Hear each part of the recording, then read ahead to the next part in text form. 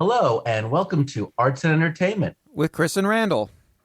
I'm Chris, I'm Randall. and welcome to a very special 1 year anniversary show.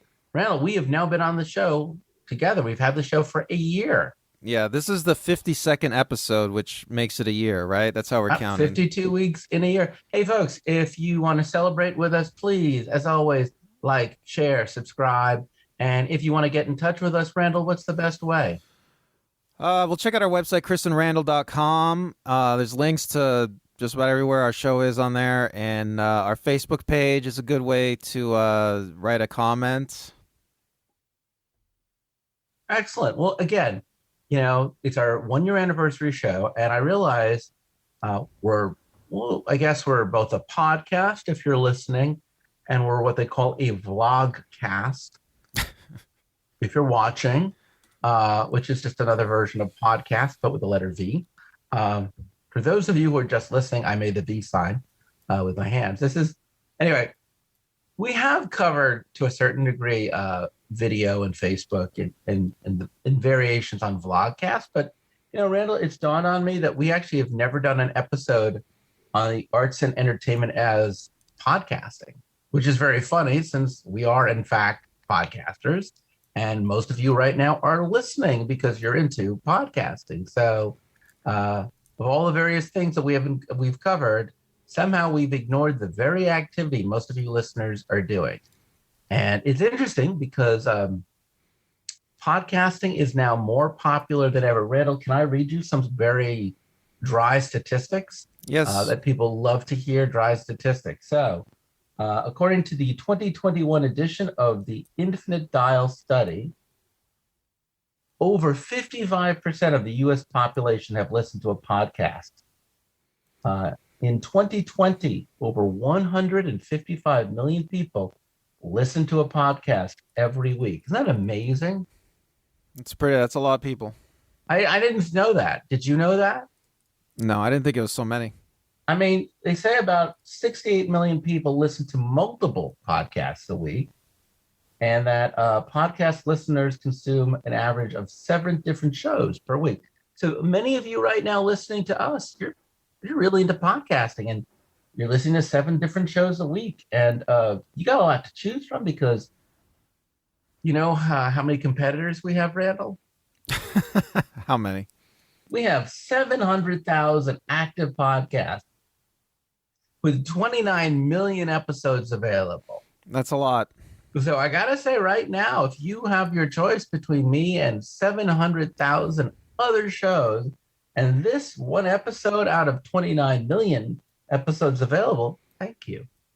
The most popular age group, this I should have seen coming. What do you think is the most popular age group? It's a 20-year age bracket, if that'll help you. I don't know. What is it, Chris? It is 25 to 44. You guys make up half of all total listeners. You youngest of the Gen Xers, eldest of the millennials to the youngest of the millennials. Can you be 25 and a millennial, or does that put you in Gen Z or something? I don't know. I don't know either. I think you're still a millennial. Okay, well. But millennials and Gen Z, I like to call them by a more accurate name, echo boomers. Echo boomers.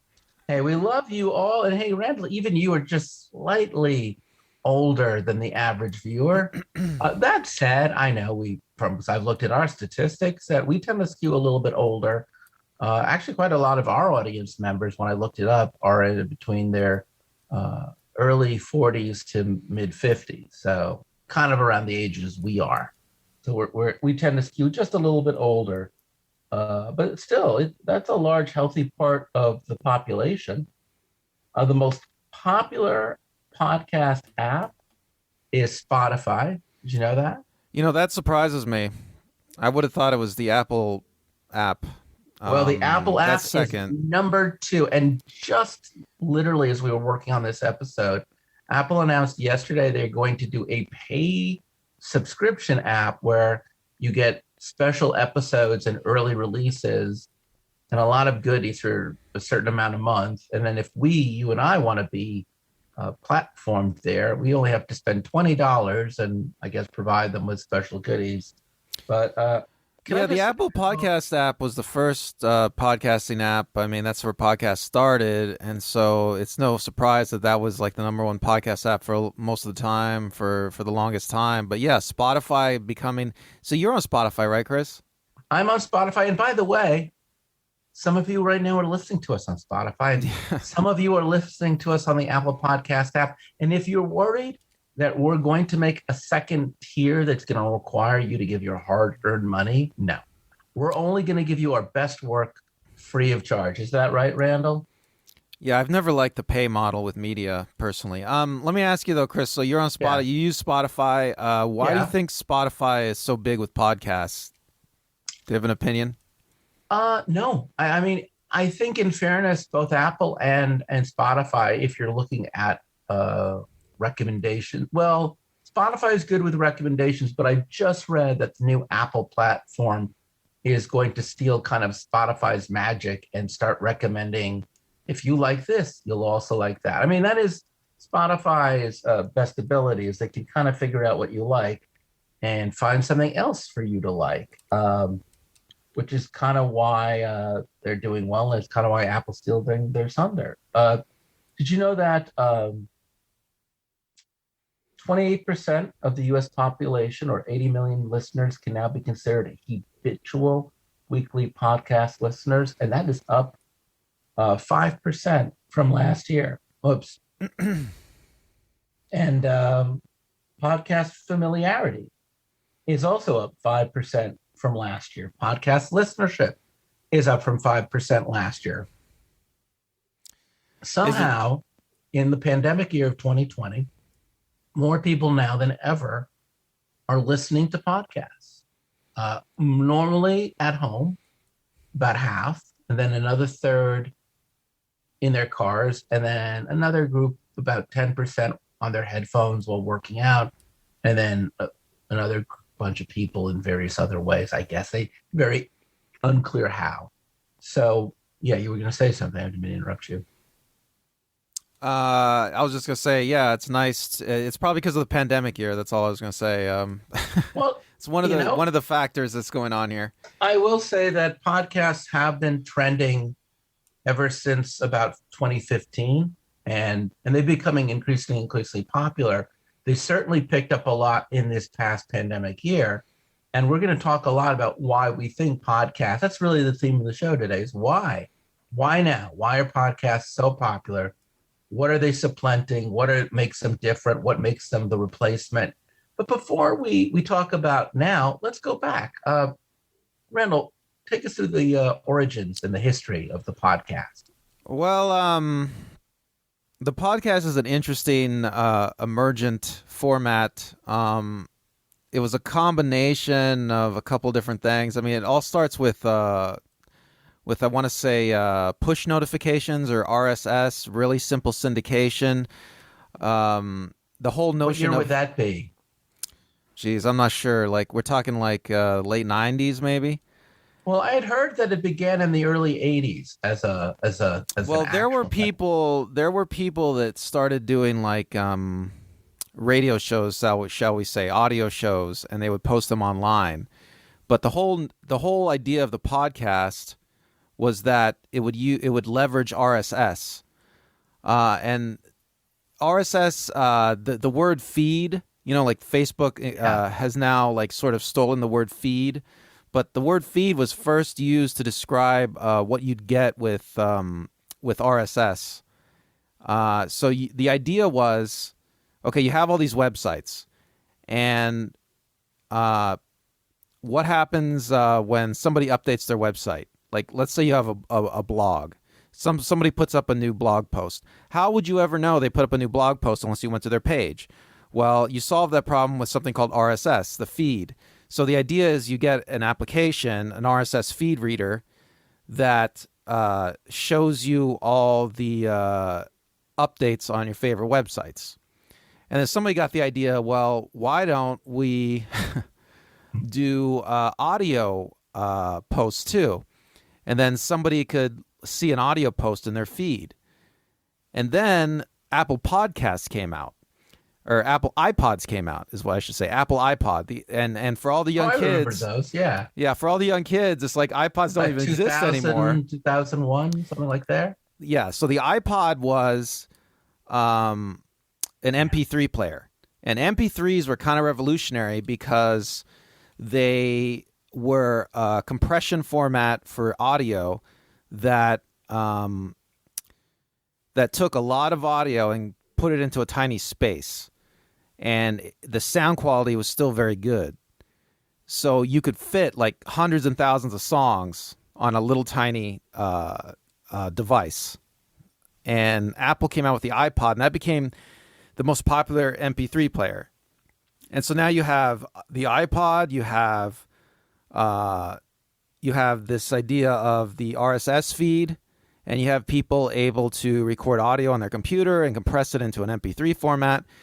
And so somebody came up with the idea, hey, let's make it so that you can turn on your iPod and it'll automatically download your favorite audio shows, the newest episodes of your favorite audio shows. And that's why they're called podcasts, because it started with the Apple iPod. And by the way, the iPod doesn't exist anymore because Apple, years later, basically invented the smartphone with the iPhone. And the whole idea behind the smartphone at the time, and all the new kids, all the kids aren't going to know this, but the idea, the idea behind the smartphone was people were carrying around their MP3 player, the iPod, and a phone. And this wasn't a smartphone yet. It was just like it was just like a very normal cell phone where you could maybe text, and you mostly talked on it. And people were saying, hey, why doesn't somebody combine the MP3 player and the cell phone? Because now I wouldn't have to carry around two devices. I just carry around one device. And Apple did it, and it became the iPhone. And Apple had the bright idea of putting like a touch screen on it so that, and, the early iPhones didn't have that much functionality. So now smartphones today are like, like almost like full-fledged computers. But, the early smartphones weren't like that. So that's where the podcast comes from. It's kind of like just a whole convergence of different technologies coming together. And, I think, because I watched the rise of it, I think that a lot of it is people who, especially radio people, were interested in getting their content out to as many people as possible, and also not having to deal with gatekeepers. So there were a lot of early radio DJs, I remember, who started podcasts in the beginning because they could start their own show and make it on their home computer and send it direct out to people and not have to worry about any kind of censorship, any kind of corporate involvement, and, they could bypass everybody. And, that whole idea of podcasts being low barrier to entry and anybody can make one and then send it out to the world and list it on a podcast site, that still exists. I mean, that's what we do. Yeah, and we'll get into that in a bit. But and I'll just say one more thing. So because of the open nature of podcasts, where you have people making their own audio feed, making a feed of their audio content, and then making that feed public, and allowing anybody to take that feed and download their content for free. You have these things, podcast aggregators, which are just like websites, like Apple's a podcast aggregator, Spotify. They just take all these free podcasts and they put them together in a catalog and make them available for people to find. Well, also you have networks that now have gotten into it, and a network will be anything from a company that, like Gideon, for example, is one that I'm thinking of, where they will underwrite a show, they will produce a show, or they will be the company that represents the show and gets them landed on different platforms. So you really kind of have like two different kinds of podcasts now. You have those that are on the blank network, whatever that network might be, though strangely enough, even those networks are now getting purchased by Spotify and Apple. So we don't know how long these middlemen networks are going to last. We are not on one of them right now. Obviously, we'd love to be because they would pay us money and they would get us to more places. So Well, if you happen to be listening and you're one of those networks, please pick us up. well, so far, I'd just like to say that most of the podcast aggregators, they have maintained the open nature that started from the beginning, and they don't really have much censorship of the kind of podcast they're aggregating.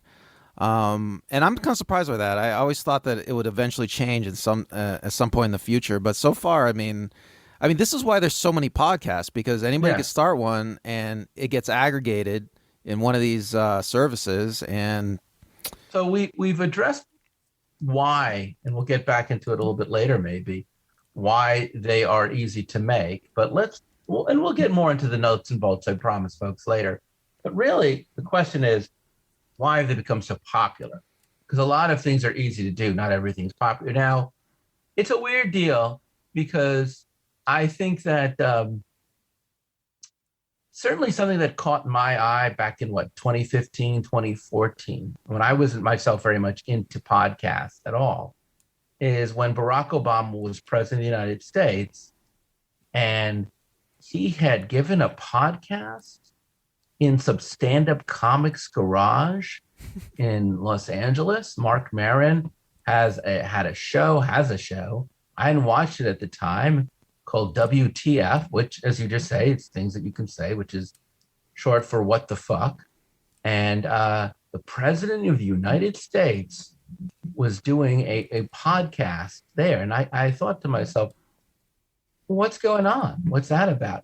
When was the first time that you really started to notice podcasts? well, I was okay. I noticed podcasts from the very beginning because I was actually interested in the RSS technology because, I was making websites, and RSS was an exciting new technology. At the time it was developed and invented and dreamed up. And podcasts came later to piggyback off of RSS. And so, I watched podcasts from the very beginning. And I thought like a lot of people that RSS was the most important technology there, but I don't know if RSS has really had much of an influence now. I mean, I think news sites still use it and podcasts still use it, but the whole idea of RSS, it's kind of like social media is kind of like taken over the whole push notification arena. Well, that's a really good point. And, I think, Randall, you really are identifying that you and I really represent two of the opposite kinds of audience members. Those people who are early adapters, who are into social media, are into alternative media, and are into these cutting edge things like yourself. And then, just here's the deal with me. Okay.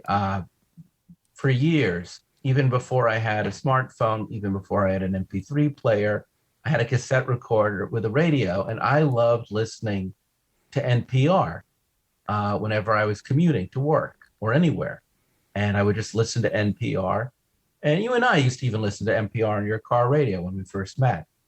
And at some point, NPR started having a website where instead of, having to listen to NPR live, I could go to the website and I could pick and choose which stories I wanted to hear. And this was fascinating to me because, kind of like reading a newspaper on the internet, you may not want to hear everything, or you might want to get to certain stories before you get to other stories. So just the interactivity and the connectivity of it all really, really started to work for me. Yeah, I totally agree.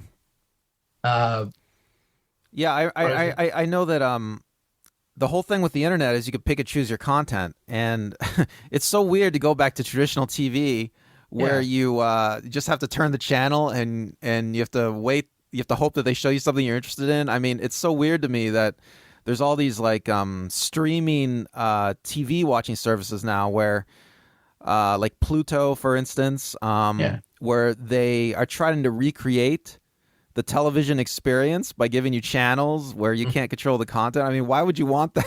I don't know. And I will say that it feels I was primitive. already a Spotify listener, and I enjoyed listening to music on Spotify. But when I started to see that Spotify had podcasts, and it had podcasts about things like music, or it had podcasts by NPR, a station with people. I mean, even if it was something as simple as Fresh Air, which is a show I had already been listening to prior to being a podcast, it was an easy entry in. And I'm a big fan of Malcolm Gladwell and his books, and he has dedicated a lot of his career now putting out really fascinating podcasts. So I'd say by around 2017, which is maybe 4 years ago now, 2018, I was really starting to get into the scene. But I got rid of my Spotify when the pandemic started last year because I wasn't really in cars that often. I wasn't commuting that often. Uh, and I didn't really expect that I'd be listening to podcasts more. And I think there's three reasons why podcasts have been very easy right now. We've talked about at least the popularity, as you said, of the rise in platforms, the ease of access. But I also think that on a listener's end, a lot of us are alone these days. And we used to want to have the TV on to keep us company. But there's something even more intimate, I think, about hearing another person's voice or several people's voices. I think if you're working from home and you don't have to share your office space, you might enjoy you could play it on loud. You don't have to have your headphones on, or you could have your headphones on. But I think it fills the environment. I know a number of people I've asked this question to, and it feels like there's people who listen to podcasts actively and they stop what they're doing. I'm definitely one of those myself, probably from years of commuting. And there's other people I know who like to just listen to it passively. They just want to have it on the background. Oh my God, that means somebody right now is doing their dishes while listening to us. I like Keep to up. listen to this stuff while doing my Do you? Do dishes. you? Yeah. You know what? I don't think that's passive listening though. I think that when you're doing something boring, okay, like doing the dishes, you can devote attention to the podcast you're listening to. I mean, I really do think that. I listen to podcasts and books on tape and stuff, audiobooks when I'm doing the dishes, and I think that's some of my most active listening actually during those Hey, put times. down your dishes and listen to this part, okay? Because this part's important. All right. You can just this is going to take a few minutes, and you can go back to passively listening. But one of the things I want to get across is also in our era now of isolation and social distancing, you can also produce. You can put together these shows without having to be in a shared space. If you and I, Randall, were recording a TV show or a radio show, there's a strong possibility we'd have to be in the same room. But I have to say that Randall and I, even though it looks the same because of our mutual backgrounds, we're not even in the same place. In fact, in the year that we have put this podcast together, I think I have only seen you in person once. Well, I think Zoom really opened the door to doing certain kind of podcasts because there's a lot of technical problems with recording a podcast in person, and Zoom solves a lot of those problems. I mean, just the logistics of getting people in the same place at the same time is Yeah, is like a large hurdle. it is. And therefore, it makes it a lot easier for one person to be in one place and another person to be in another place. And you just see that if you're watching, you just see the two cameras of us next to each other. And if you're listening, how are you going to know that Randall and I have not literally spent any time together? It sounds like we're in the same room, except for when I talk, or, thanks to your audio. And I think maybe those are kinds of the reasons why it is now taking up more and more of our entertainment time. Look, I think that I've identified who I think, who does podcast competing with? What is it aiming to replace? What is it challenging? And I would say it's challenging for the most part, radio, pretty obviously, TV to a certain extent, newspapers and magazines, and even to a certain degree, audiobooks. So let's break it down And I'd say, like, I think the biggest difference between radio, for example, the most obvious, and podcasting is that radio is live. Because both of, wouldn't you say that's one of those things? I mean, do I guess some people podcast live, or is that Yeah, some not people true? podcast live, like live online. Um, See, I over there, I actually, was wrong. I was wrong. But I well, how is it similar to and different than radio? You think? well, even people that do it live online, I mean, it's not the same, I mean, on the old radio live call-in shows, which was always fun. People could call in, they could talk to you. You'd have to have somebody screen the calls, so keep the show moving. When people do live online, there's nobody calling in. They're writing comments in the chat. No, there actually are. I mean, there are some call-in shows, but you're right. For the most part, There's a few, but they it don't is really. as you say. It's as you say. Most of it really is that they're writing live comments in chat. YouTube does something that's interesting. They have something, I think it's called a super chat, where you pay some money and you can have your text comment highlighted. And some people that do these live shows, they will only respond to the paid comments, and that actually, it seems to work. That is Because there's a interesting. lot fewer paid comments. You don't have like a forum full of people that's just scrolling past, at light speed. And I mean, how do you figure out what to respond to in that situation? You can't. Also, I think when you're thinking about radio, radio it tends to be a little bit more uniform. Everything on a radio station. We're the conservative radio station. We're the progressive radio station. We're the all sports radio station. The DJs aren't faceless, but they all seem to wear a similar suit. Whereas I do feel like personalities, which can be distinct in radio, don't get me wrong, or even can be even more distinct in a podcast where it's not even part of a network. There is really no morning zoo in podcasting, you know. Well, it's because it's one of the. I guess it's a difference, shall we say, with radio is like they're definitely on at a specific time, broadcasting to a specific audience.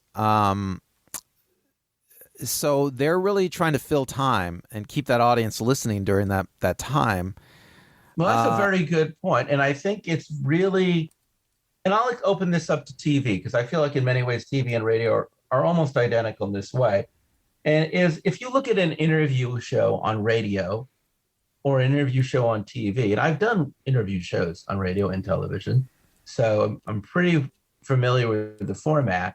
And you do an interview show, say on a podcast, if a show is taped, for example, let's say you're watching Late Night with Seth Meyers or, whatever the show is. And if you go a little long or you say the wrong word, they can tape it. But for the most part, it is filmed in front of a live studio audience, or it can be if there isn't a pandemic. So there's only so much editing they can do. They don't have a lot of time. And also, once an audience hears something, it's kind of hard for them to forget you said it. And radio, for the most part, which I've done a lot of, and though you can see this also when you do TV, you're only allocated a certain amount of minutes in between commercials.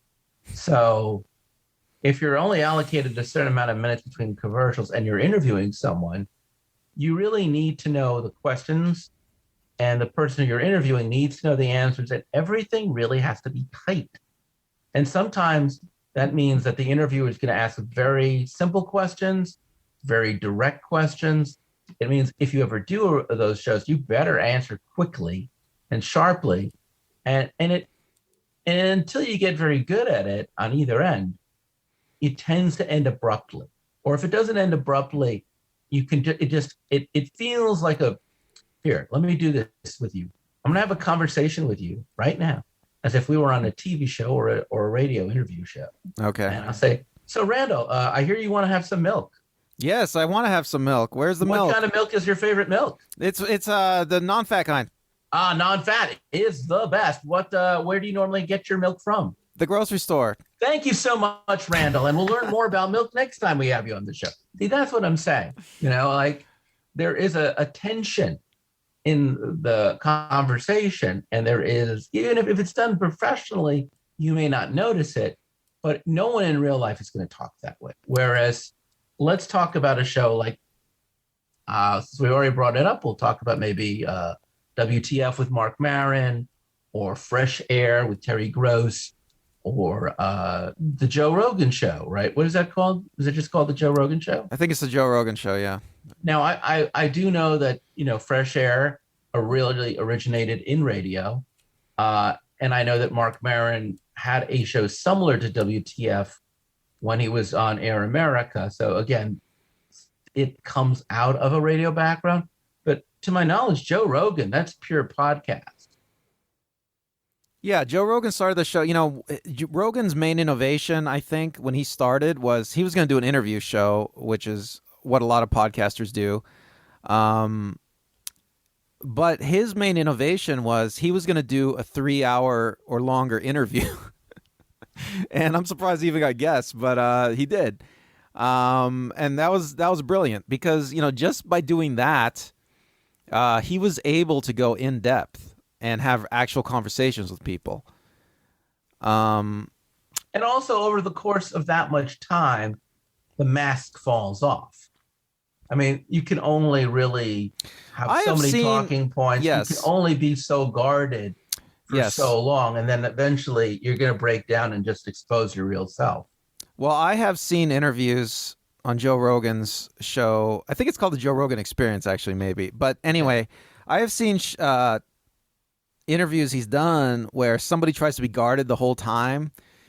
And after a while, you just realize that they're not being responsive and they are being guarded. So they get, even if they don't expose anything, they expose themselves by not exposing themselves. But you can only do that because of the time afforded. And it's interesting because, Mark Maron is a variation on that. He's not like Joe Rogan, I would argue, but his show tends to run about an hour. And he will not just ask questions of people, but he has no problem talking about himself and exposing a lot of his own feelings, his own thoughts, so that when he's having a conversation, he is really trying to relate his own life experience to the people he's interviewing, so that in the course of a better Mark Maron interview, you learn something about himself while you're also learning about the person who's being interviewed. And sometimes that really draws out a very interesting interview. Sometimes the interview is less a traditional interview where you're learning about the history of a performer or an experience, and you get more into like, how does a performer feel about getting old? Or how does a performer feel about death? Or how the two of them might commiserate over having both started out in stand-up and having different friends in common. And in doing so, the better shows really feel like two people who are either good friends or people who have just come from the same experience, sitting down over a coffee or a beer and just hashing it out. Yeah, I think the main innovation with Mark Maron is, I've listened to a lot of comedy podcasts, that is, podcasts done by comedians. And they're trying to like riff like for a whole hour, even if they have guests on. And Mark Maron, from the start, he wasn't trying to be funny. He wasn't trying to riff. He wasn't trying to get them to do their material, run their material in the interview. He was asking them actual questions, having actual conversation, which, you know what? I think that was actually pretty novel at the time. Maybe it's still pretty novel, where you have a comedian and you just ask them actual real questions. You have a real conversation with a comedian instead of having them just do their material.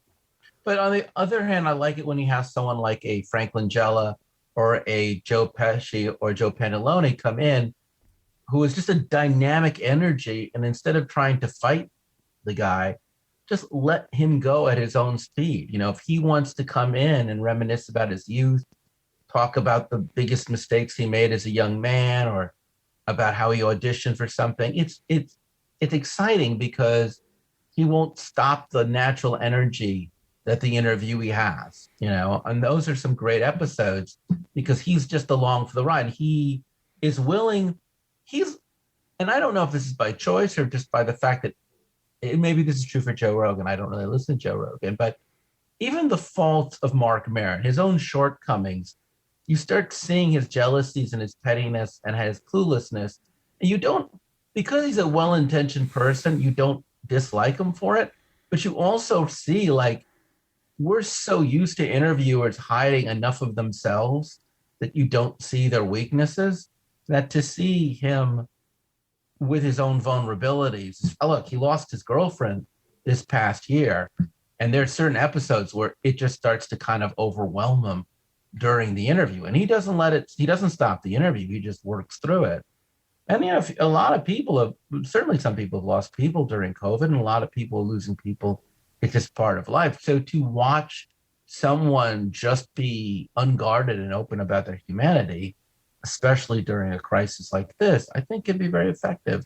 And then you look at someone like Terry Gross, who has been doing Fresh Air on radio for years, and is I would argue one of the most traditional public television, public radio interviewers ever, because, I guess Dick Cavett is the one who started it, but you have the interviewer who is well-read, very thoughtful, very introspective, who asks really deep and probing questions, but will give the interviewee as much time as they need in this format to really explain and offer what they want to say, and then just drill it down further. What do you feel? Do you feel that Terry Gross has changed since her show went from being a main staple of radio to being a main staple of podcasting?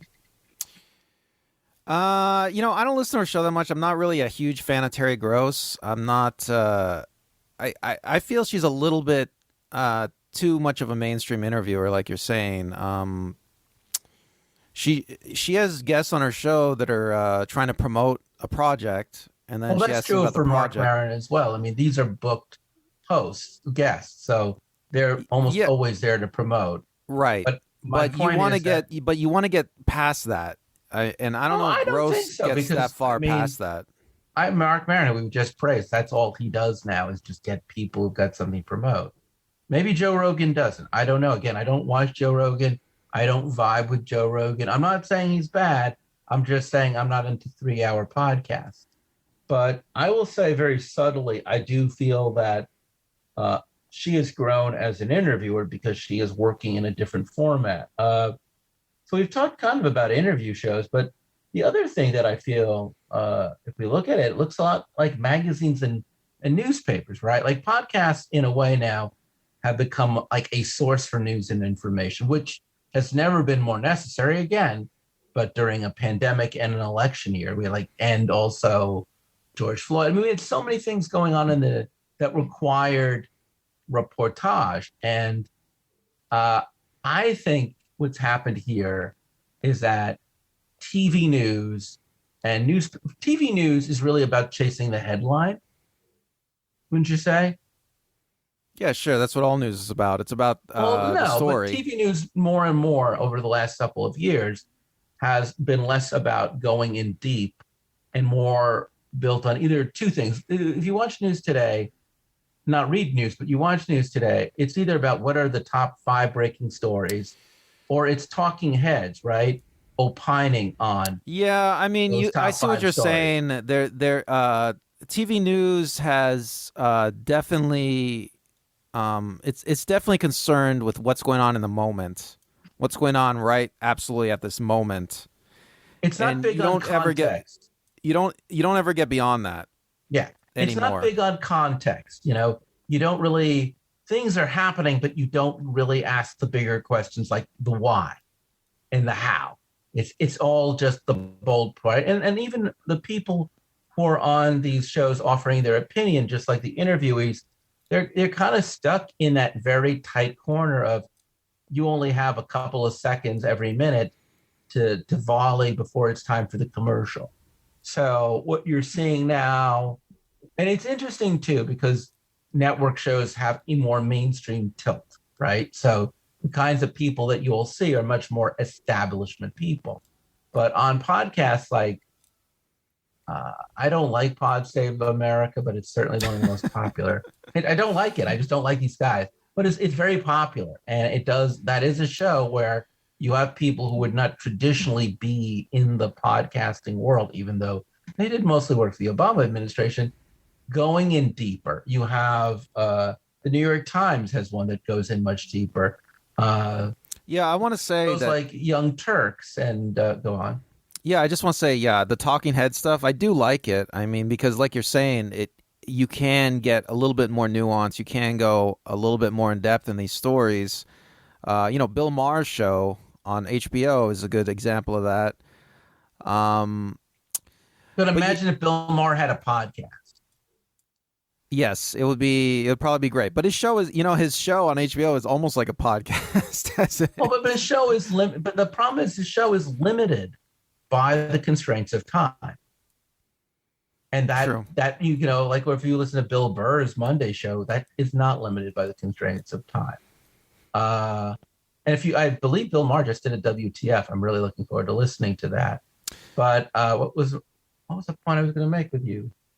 Which is that, so you really have two things. You have opinion, right? It is much easier to do an opinion podcast. This show, in many ways, is simply an opinion show about arts and entertainment. You and I are offering our opinions, and like a news program, we're offering information in detail. So what you're really getting when you listen to our show is a little bit of detail, some analysis, some facts, and a shit ton of opinion. Right, but I just want to say that's what's good about, there's the advantage of having somebody who's educated and they're knowledgeable about the field, about the subject, they have experience with the subject, offer their opinion, is you get like a perspective on the situation, without. So this is why the talking heads can be interesting because, if you just look at certain stories or certain things happening just from like the outside, you just look at the facts of the situation. There's a lot of context you're missing that somebody who is more knowledgeable of the field has. That that unless you hear their opinion, you don't really get a full perspective. I mean, and I think what you're saying is actually something that really we should build on, because if you're really talking about, when we say talking heads, we're really saying as experts, right? And podcast shows are great for bringing on people who have expertise in an area and giving them the necessary amount of time they need to really expand on that. Yeah, I mean, I feel personally that I learn a lot about a subject, about a field, when I hear an expert, and I'll just say an expert is somebody with a lot of experience in that field. When I hear somebody like that talk about that field or talk about an incident that happened in that field, then I feel like I learn a lot about it. I feel like I learn way more than if I just read like the dry facts. Yeah, and I think that's an interesting thing. Certainly the New York Times does one where it doesn't, I think in general, a lot of the podcasts are not trying to be up to the minute. They may be up to the week, they may be up to the month, they may be up to the moment, but they also might go backwards. And you're right. Sometimes it's just an expert with heavy credentials, or it's a dedicated amateur who's done their own homework. What is that show called? Hardcore History? Oh, yeah. Dan Carlin's Hardcore History. That's a great show. That's a fun show. I think. Want to explain what the show is about? Because technically now we're getting more into the information show versus a news show where you're learning facts and interesting stuff about stuff.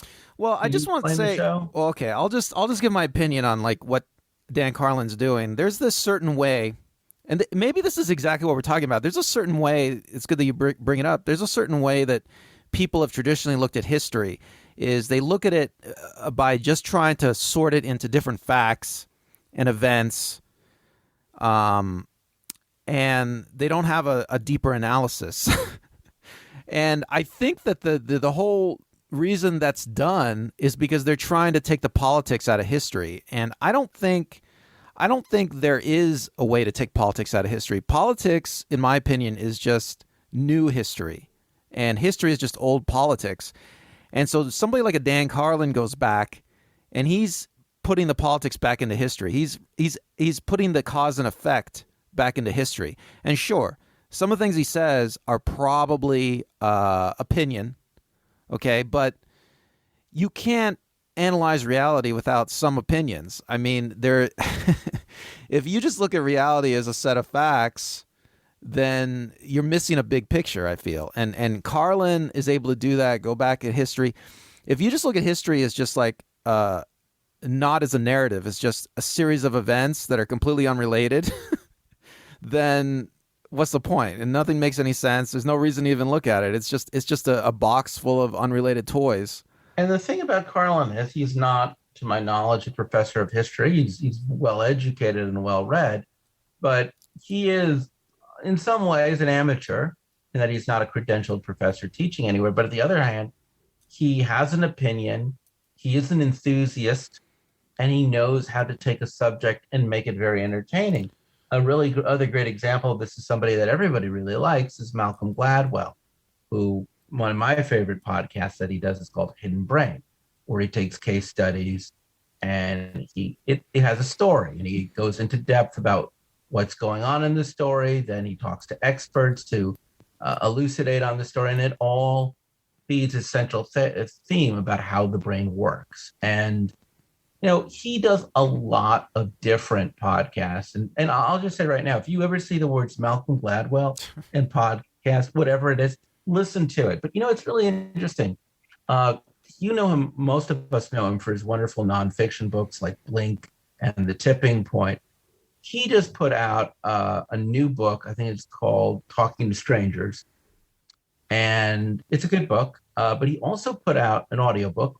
All of his works have been put out into audiobooks. But he said he learned so much from podcasting that when he put out the audiobook, instead of having him just straight up read the chapters, he is using the same tricks like recordings, interviews, lots of second audio, lots of primary source material, even sound effects and music, so that if you listen to a chapter, and there's a free chapter called Queen of Cuba, which you can find, and it's a free chapter. And if you listen to it, it sounds indistinguishable from a podcast. And it's interesting to watch how, I would argue, at least in nonfiction, the podcast is really changing the way we see both audiobooks and the way we see documentary, especially TV documentary. Well, I gotta say that listening to books is like my preferred way of reading a book now. Yeah. I mean, you can listen to a book and do the dishes, drive your car. It's great. And it's weird because there was a slight dip in audiobook sales last year because, again, people aren't in cars. But at the same time, I would imagine that as the two formats merge, the BBC, which started in the 70s with radio dramas like Hitchhiker's Guide to the Galaxy, and in the 80s, Star Wars, and all sorts of great stuff. Big Finish is a production company that does Doctor Who in England. They're now getting into scripted podcasts. It's not something I have any experience with. I know a number of people put them out, but that is a whole other area in which we can start seeing, podcasts really start. It's like bringing back the old 1930s, 1940 radio plays. Yeah, and I think they're.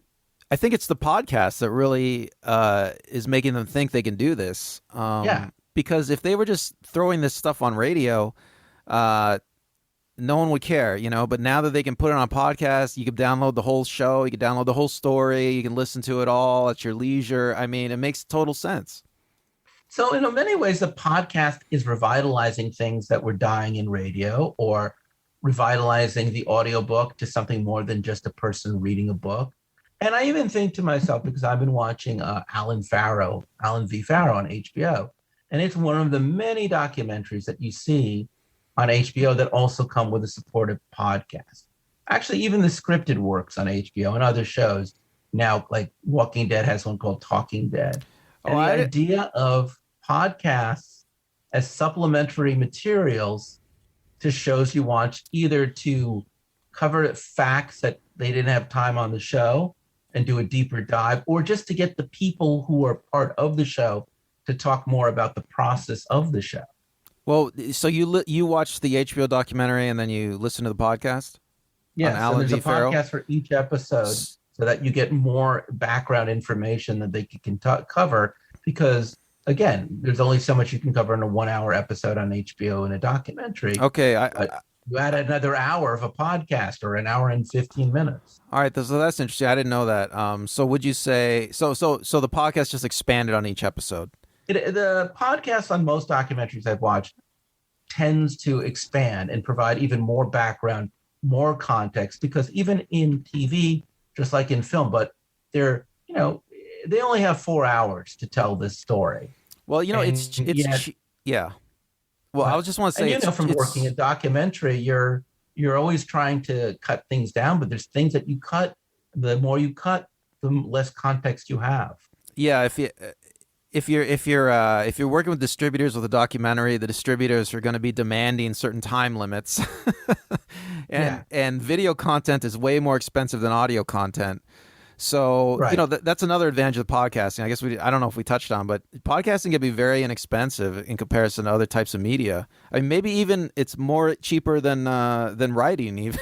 Well, we'll talk about that in just a moment, because I want to get into the economics very soon. But I think what I've really been trying to set us up to is fascinating to me is, I think the thing that is really that seems super popular in podcasts, and not really in the various forms that we've talked about up until now, except for one form of fiction, not fiction, except for in the world of publishing. I can't think of another area where true crime is as popular as it is in podcasts. So why do you think it is that true crime is so dominant in podcasting? Why so much true crime? Well, I can just off the top of my head, I can think of a couple reasons. I mean, I think it's possible that maybe, women like true crime. Maybe there's a lot of women that prefer audio content. I think a lot of true crime, it lends itself more to a longer format. It's like a lot of crimes. There's a lot of stuff that happens in the crime. There's a lot of background information, and the podcast without the time limits, you can really put it all in there. As a man who likes true crime, I will definitely say one of the things that I think that is the appeal for me in the podcast format is, in some ways, it does remind me of listening to radio. It does remind me of the news. There's a certain kind of factual nature, but maybe because I'm hearing it more than seeing it, there's something inherently creepy about hearing about a true crime more than watching a true crime. Yeah, there's less of a separation. You can imagine the events in your head. I could totally see that. I never thought of that, but I could see that. And it's interesting, because I would argue that true crime on TV is like Nightline, and what's that one with Chris Hansen where he's always To Catch a Predator? To Catch a Predator. It's very salacious and very cheap. Or true crime in documentary filmmaking is often much more remote and abstract, But when you get to like the podcast, what's really nice about it is that it's neither. It's neither salacious nor is it too abstract. It's very interesting to now watch. And again, you see it again on the streaming services that we're doing true crime, or like I was watching McMillions on HBO, and I think there's been a few other documentaries on the other services, but you can really see how even documentaries in general now are being influenced by podcast true crime. I can totally out the information. Yeah, I mean, before podcasting, when people did true crime on TV, you definitely did not get all the facts. They would Yeah. have to leave a lot of stuff out. And then the internet came, and people started writing about true crime on the internet, and you get a lot more of the facts, but there wasn't. It was mostly done by amateurs, who didn't have a lot of time to work on these projects. And now with podcasting, you have like, I guess we'll say professional podcasters who are trying to tell the stories of these crimes, and they have the time and the resources to go ahead and throw everything in there. And yeah, I mean, I've listened to I think I listened to Dirty John, the podcast, and Yeah. these true crime podcasts, they're comprehensive, and they're doing a great job of that. And they should be. I mean, it's a great format for And that. it is, and it makes us more. We don't want to commit crimes. Another really popular format. I know that's my segue, folks. I didn't go to podcast school. That's another thing. There is no podcast school. Maybe now there is, but not in my day. Back in 2015, there's a lot of celebrity hosted podcasts, and I'm not just saying like talk shows, but like there are things with Dak Shepard where he interviews interesting non-celebrities. There's a show with Jason Bateman, Will Arnett, and Sean Hayes, where they talk to very smart people who are not famous. There is Anna Faris has her own show. A lot of different celebrities doing what I would say is not celebrity things with their show. To me, the most interesting, it's kind of a weird one, is Angela Kinsey and Jenna Fisher do a show called Office Girls, where they just review episodes of The Office that they were in. Like, Have you listened? You listened to that? yeah, I listen to all of the things I just mentioned. And, I would say the one unifying factor in all of these is that once you put a famous actor or comic, and that's really what we're talking about, mostly they're actors and comic or talk show hosts like Conan O'Brien, Conan Needs a Friend. Once you put them in a podcast, there is something much more informal and more relaxed. And you do feel like you are seeing them in a different way. Well, I'll say, yeah, about a lot of these shows is there's not a lot of editing, which I think is to their advantage, because you get to hear the actual person.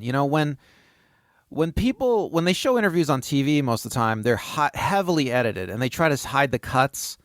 With all they hide the cuts, but in this podcast format, nobody wants to spend a lot of time editing their podcast, so you hear like somebody for an hour straight, and yeah, you really get to know. I think I said this in another show. I don't know what we're talking about, but you really get to get a real feel for the whole person if you listen to them talk for an hour.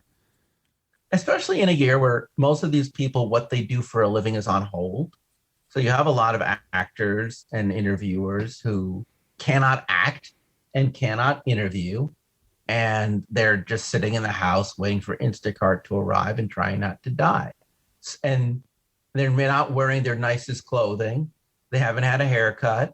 Their house is not a studio. So all the things that have given them so much of an identity to lean into has been stripped away. And you're just kind of meeting them in a very raw, very honest space. And I think that the sound of someone's voice or a camera, like, look at me right now. I haven't had a haircut since October. I don't want to. I want to get a haircut. But you're looking at a man who's very much part of the world that you're living in right now. And I think that causes a bonding. And I think that's why people are really enjoying watching celebrities go out of their comfort zone, doing something different, because we are all, in a way, going out of our comfort zone and doing something different. Wouldn't you say so, Randall? Yeah, I mean, yeah, I think I need to go more out of my comfort zone, but Yeah. Well, no, we are just sitting in our apartments right now. sitting in our apartment, no makeup. Neither of us wear makeup. I'd like some makeup and a wardrobe assistant, but like a whole other different question is like one of my favorite podcasts is a show called Script Notes.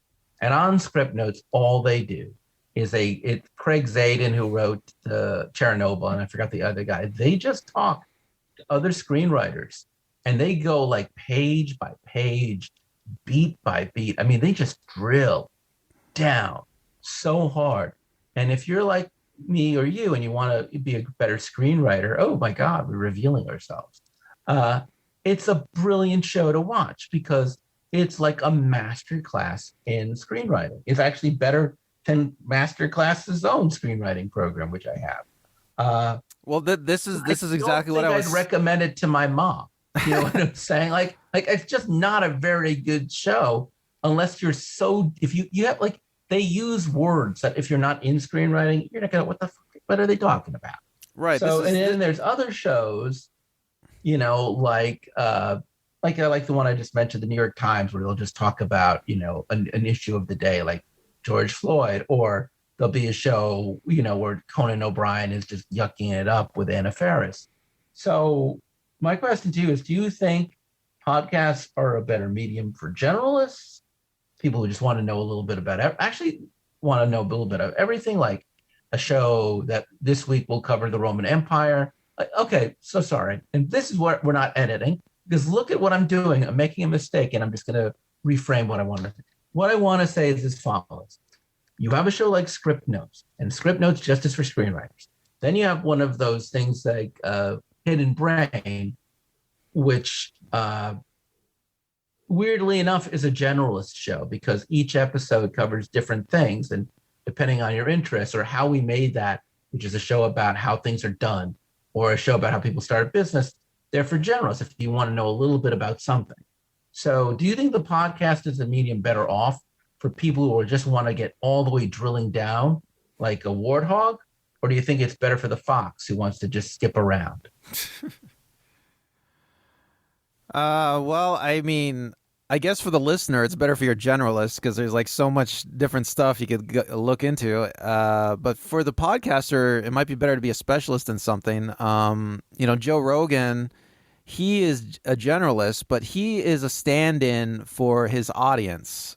So when he has somebody on his show who's an expert in an area, he can really drill down and understand their expertise and their experience in that area. So this is what we were talking about before when it comes to experts. Yeah. So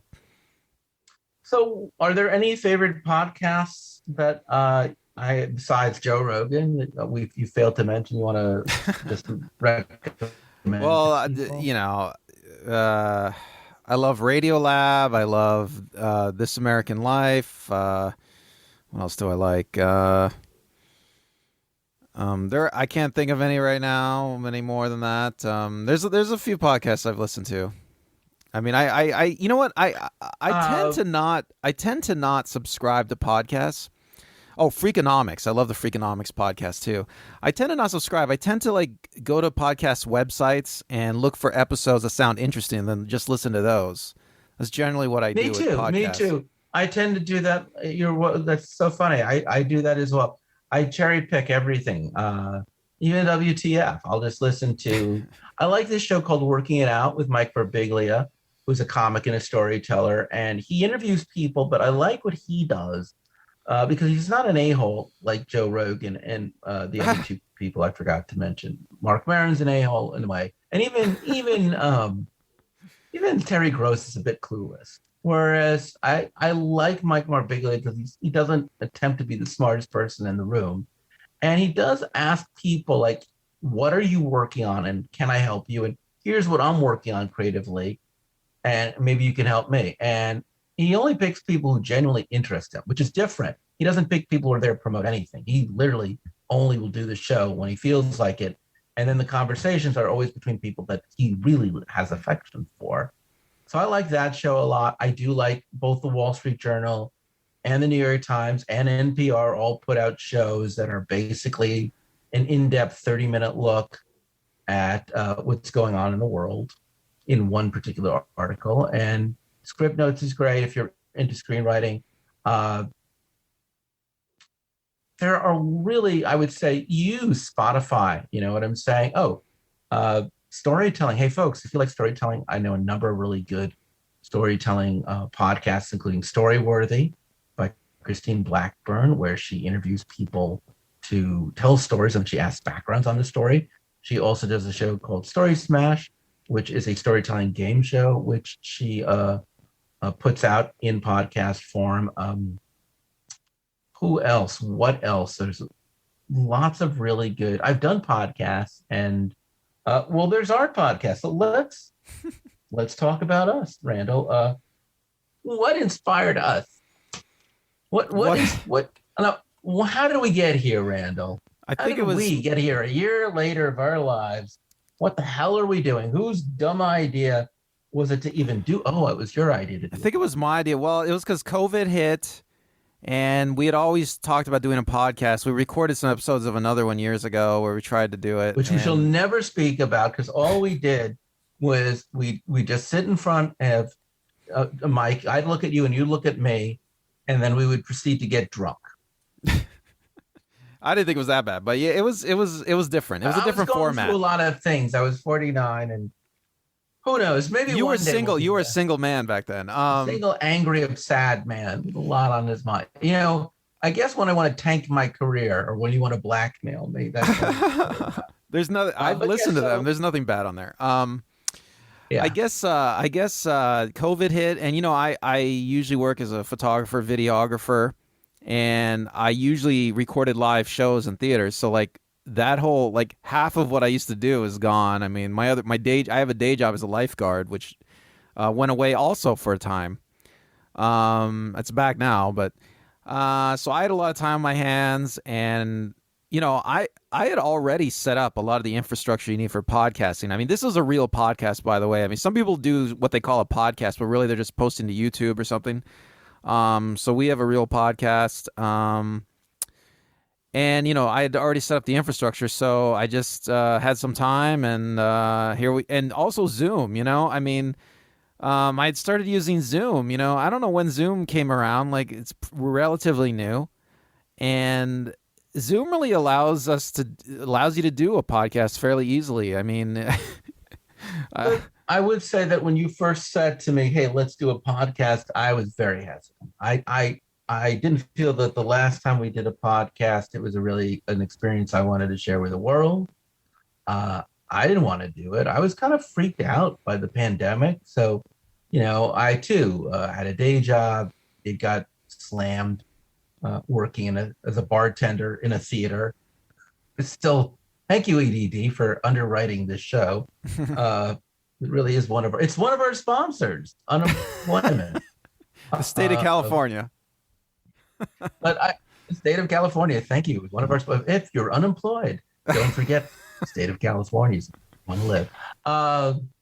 Anyway, what was I going to say? So I like you. I'm a performer. I had no stage to do storytelling in. I didn't really feel like writing for a medium that I couldn't in. I couldn't get on a stage. Why write a screenplay if no one could go to the movie? So this show is based on Randall and I used to go to Sea Plantation, which doesn't exist thanks to COVID. And we'd have these great conversations about art and entertainment. And this show is really basically us having a conversation about art entertainment, except we're no longer at Soup Plantation. It's gone.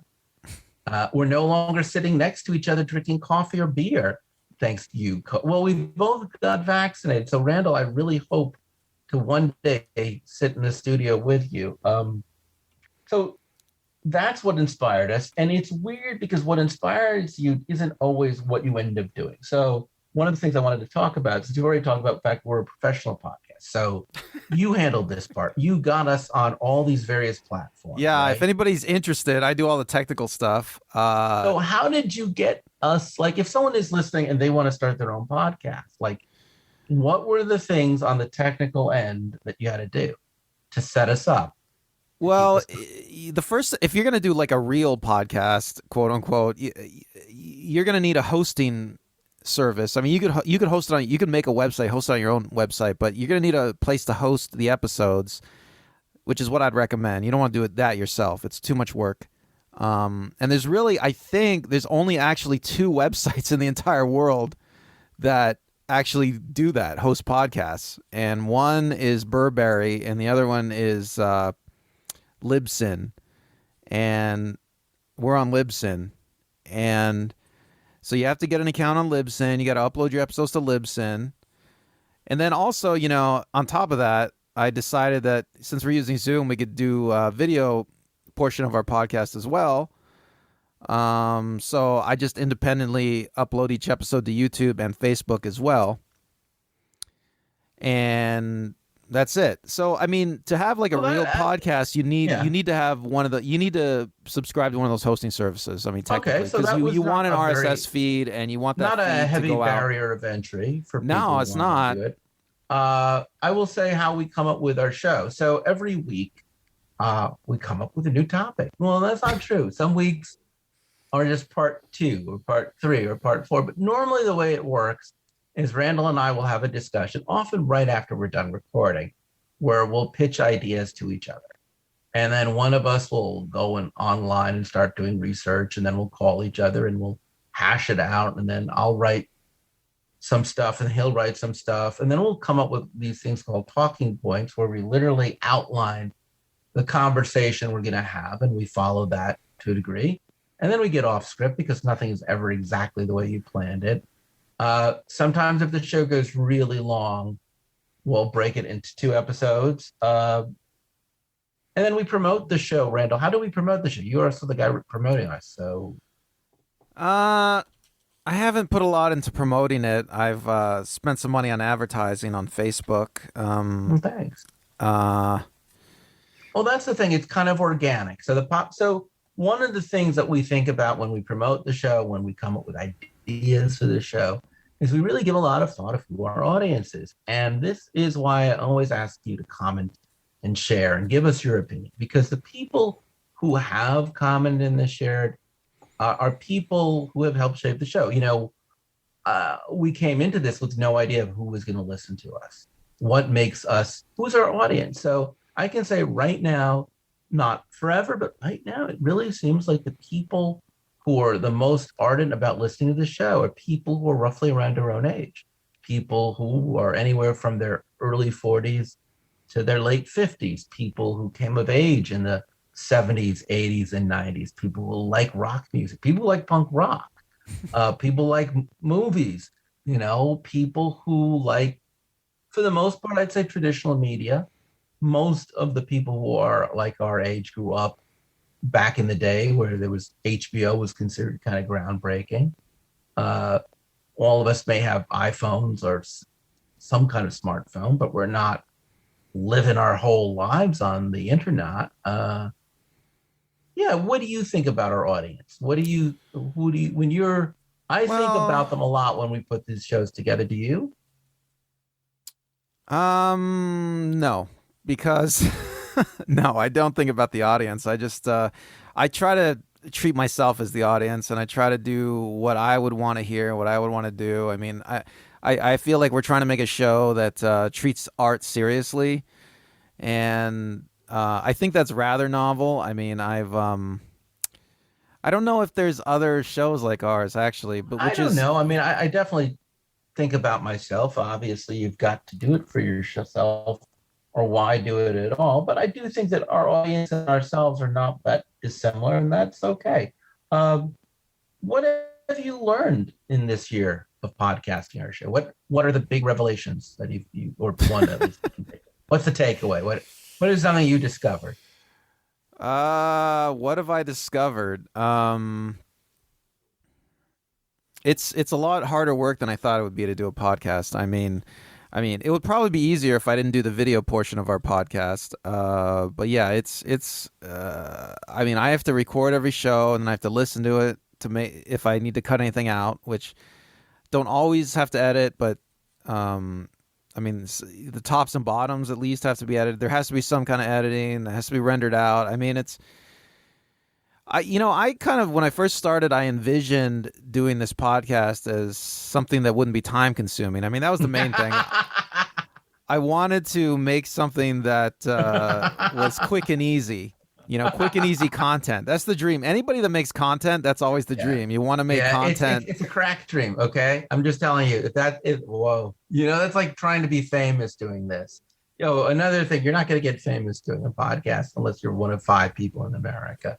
But go on. I'm sorry, I didn't mean to interrupt your Right. point. Well, I wanted to make content that was just easy to make and quick, and it's a lot of work. I mean, you have to, at the very least, I think. I mean, maybe you don't have to, but if it's you, but you should listen to it before you put it out. I mean, just to make sure it sounds right. I mean, I do a lot of I do some degree of post production on these podcasts. Okay, I run it through like a sound leveler to level the volume, to normalize it everywhere, and then and the video portion I color correct it, and and I have to the side by side. I mean, I do that like by hand in post. I mean, there are some tools out there that allow you to like do that more easily, but none of them are very good. I mean, yeah. So this has been a lot of work.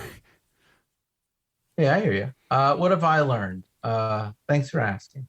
I have learned, I've learned to always listen to every episode of the show or watch every episode of the show. Try to watch or listen to the show with someone else. If you've got having friends who do, thank you, friends. I'll ask them for their honest opinion, and sometimes the opinions aren't so great. But learning to take criticism and learning how to adapt only makes the show better. And that is certainly something I've learned, is to be more personal about our lives, as it's not just a show about arts entertainment, but also, our relationship to the subject is one thing I've really learned. And if anything, the more personal, almost always the better. I think the best shows we've done really have been the ones where we can kind of draw the line. Like when we talked about candy or Halloween, it was great because we're really not just talking about candy and Halloween. We're talking about ourselves. When we talk about growing up and growing old with music, we're not just talking about music, we're talking about ourselves. And sometimes we've done shows where that just wasn't even the case. Like, I'm really proud of the interview show we did your brother on NFT art. Even though it really didn't say much about us personally, I didn't really know anything about NFT art. So just to do a show where I am learning stuff is so cool. I did like interviewing your brother, and I definitely think that in the future, we should interview more people, and we should do more shows that explain things that we don't even understand. Should we put the word out? If you want to be on our show, give us a Yeah, message. as long as you've got something to contribute to the world of arts and tell us entertainment. tell us what you want to say, what you want to talk about, what your Yeah, subject is, and and we will we'll try to make it happen.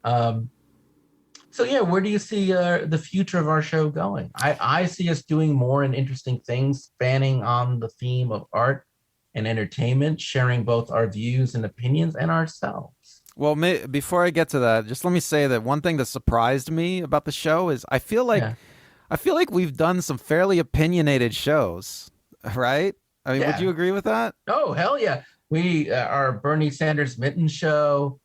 Donald Trump is a stand-up comic, just to name a few. Well, the thing that surprised me is we don't get much people, I don't know, talking about our opinions, telling us how we're wrong. I don't get that very much. I mean, it's like I don't either. I'm surprised. Either everyone agrees with us or no one is really listening. everybody agrees Oh, with us. I'm going to just assume that everybody is agreeing with us. All But right, please, so if you disagree, I want to hear it. I want to get into a fight with somebody who's like, "How dare you and compare our president to a yeah, stand-up comic?" just so everybody knows, I have never ever deleted a comment that wasn't spam. Like if it was Yeah, spam, I've deleted spam, but everything else I've left. So yeah. So we're trying to incense you. We are very liberal people. We don't hide our politics. We don't hide our point of view. We like to we like you, but we don't need you to agree with us. So, well, what any was the final question? thoughts? So your question Well, was any final thoughts about the future that you the wanted to share with the listeners and viewers today? uh well, I mean, this has been some journey, right? This show. I mean, we've basically done all these different subjects. I mean, we've cast a huge net out there. I mean, I think that's good though. It's a good foundation. I mean, we can get even we can do even wilder subjects in the future. I hope.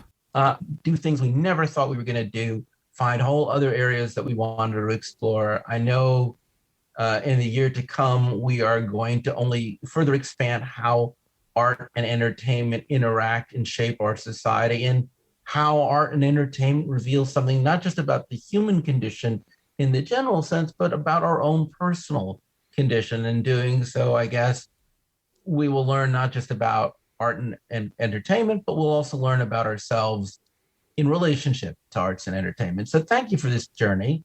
Thank you for the year. Happy birthday to you, Randall, and me and our show. And thank you all for listening. And until next time, I'm Chris. I'm Randall. Talk to you soon. Bye. Bye.